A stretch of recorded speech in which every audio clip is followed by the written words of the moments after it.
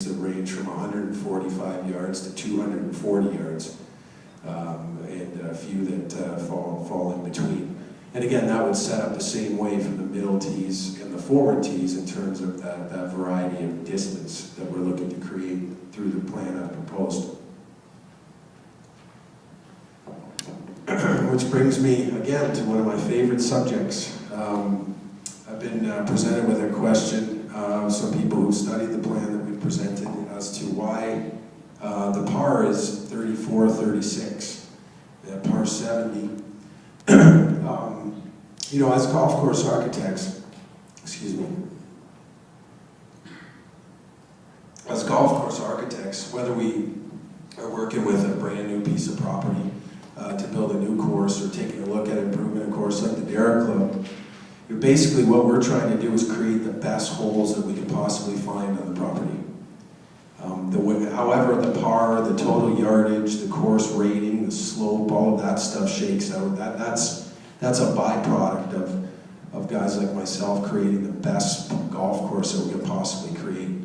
We don't even think about par, total yardage, that sort of thing. And I just want to provide a few examples here of some of my favorite golf courses that sort of, you know, they shun or mock what are sometimes referred to as perceived standards. You know, I think there are some golfers out there who think par 72 is a standard. You know, 7,000 yards these days is standard. 2 par 5s and 2 par 3s on each 9 are standards.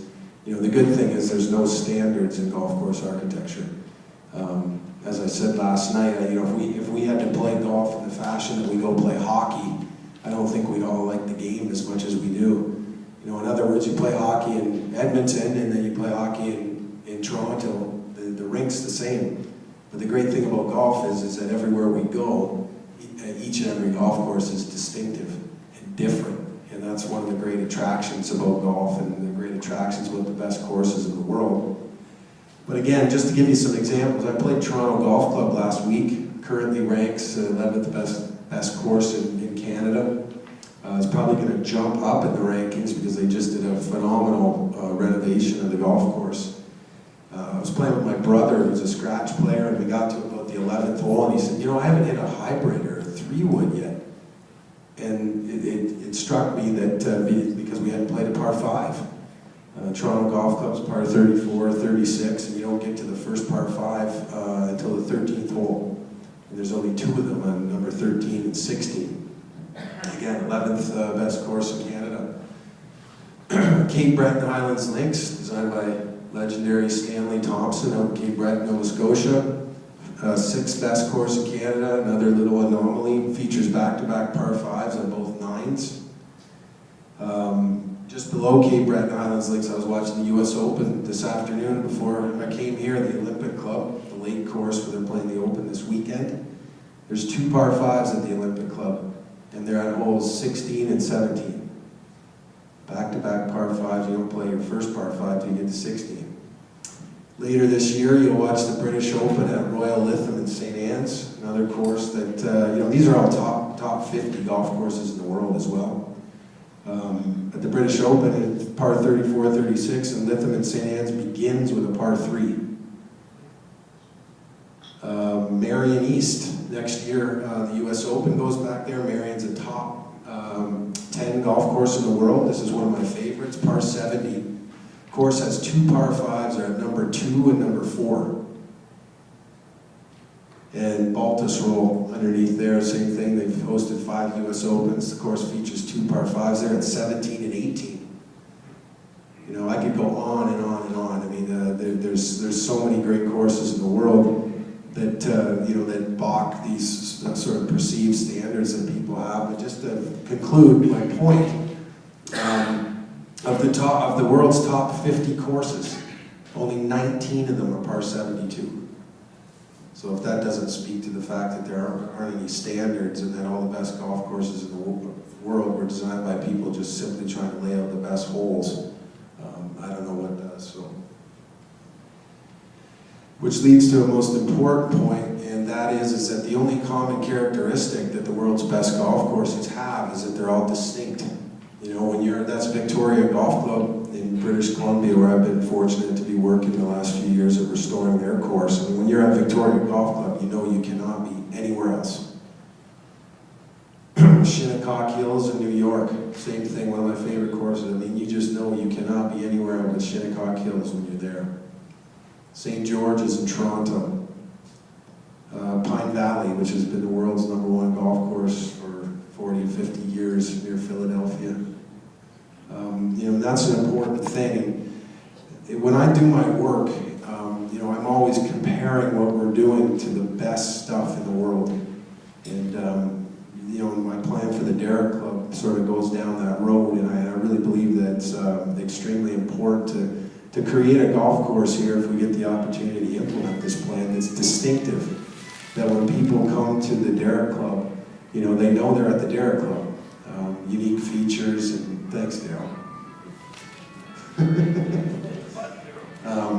You know, coming here because they want to come here, because the Derrick Club's unique and special. And I'm certainly not saying it isn't now, but there are ways to enhance that distinctiveness that are presented in the plan that's on the table. So just getting back to some of the deficiencies, the important deficiencies. The second most important thing in golf course architecture, after you've got the course layout figured out, are the greens. And unfortunately, the Derrick at this particular time has a hodgepodge of greens, you know, and by that I mean there are some greens left over from the original construction during the late 1950s. There's a few greens that were built sort of between now and then, and there's a couple greens at number 12 and number 8 that were built in more recent times. And the oldest greens in particular are suffering from some pretty severe drainage problems. In fact, Daryl has informed me that there are 13 of 18 greens that are suffering from drainage problems. And by that, I mean water is not either draining off the surfaces or through the green profile, which is a serious problem. You know, drainage is the most important thing in golf in terms of design and maintenance. You got to get the water off the golf course. It's kind of ironic that you have to water turf to keep it alive and healthy, but at the same time you want to get the water off the course. You know, the best example at the Derrick Club of the problems that water causes because of poor drainage on the greens is the ice damage that Daryl and his crew consistently deal with.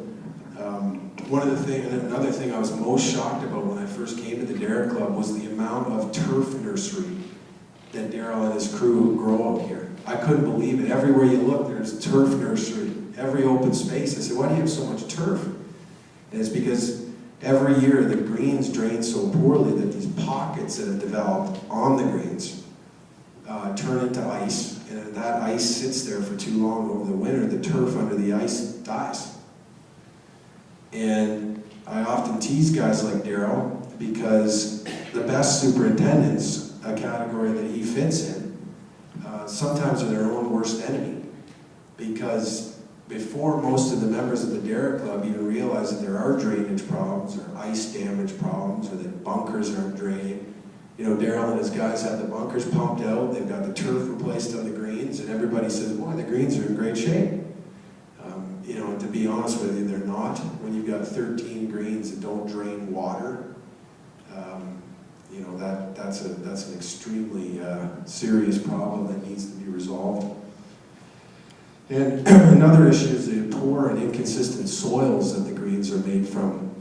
Again, having greens that were designed and constructed in different eras, you know, the old greens, the middle era built greens, and the newer greens, they're all built of different materials. And that complicates maintenance. It compromises turf quality because each and every green is sort of its own micro situation where you can't really treat the greens similarly, and in turn it's very difficult to maintain consistent turf quality on all the 18 greens when they're built from different soils. Quickly getting back to the ice problem, you know, you've got a grass out here called Poa annua. It's an annual bluegrass. not the most ideal turf for golf. I mean, you can't completely eradicate it or have a golf course in this type of environment without it, but you can certainly do some things to control Poa annua infestation these days. Your greens are a majority Poa annua, I mean 80%, 70%. And Poa annua doesn't really like the Edmonton winters very much, which is unfortunate because coming into spring, you know, courses like the Edmonton Country Club too, I've been there in April and their greens are Poa annua. And, you know, you get into dicey situations where your greens potentially aren't going to be any good until, you know, June 1st, right, in some situations because of this grass type. And redoing the greens out here and, you know, getting them covered with nice new bent grass varieties that are aggressive in keeping that Poa annua out will go a long way for the condition of the greens here at the Derrick, particularly early in the season. I had told Daryl I was at Blackhawk Golf Club earlier this year where I still do some consulting. They've got about 95% bent grass in the greens still. They're 11 years old, almost 12 years old. And when they took their covers off the greens about April 15th, gave them one mow, and the greens looked like it was club championship day. You know, it's amazing what bent grass greens will do here in this environment in Edmonton. Again, because of there's a lack of design continuity, as I mentioned in my introduction, simply because you've got your older greens and then you've got those greens that were designed in different eras. You know, it's not ideal to have holes that, you know, for example, number 10 green looks quite a bit different than, let's say, number 4 green, because number 10 green was rebuilt as part of a plan that was put on the table 20 years ago to redo the whole golf course, and that plan was never implemented. You know, you can say the same thing about number 8 green, which was built just in a you know, one-off type, let's fix this hole. So again, ideally it'd be nice to have an opportunity to get all 18 holes to sort of meld together aesthetically and restore some design continuity throughout the course, greens, bunkers, that sort of thing. Certainly goes a long way to making the golf course you know, as aesthetically pleasing as it can be.